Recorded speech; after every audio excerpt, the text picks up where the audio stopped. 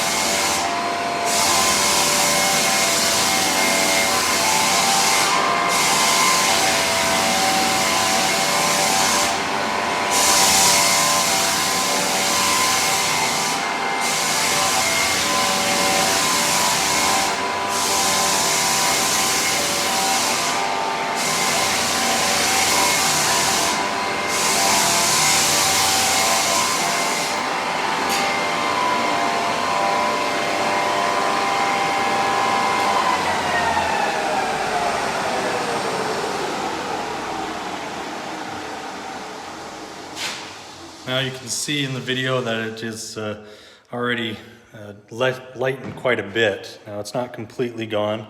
You're going to need to probably go over it a couple times depending on the depth of that stain and how it looks.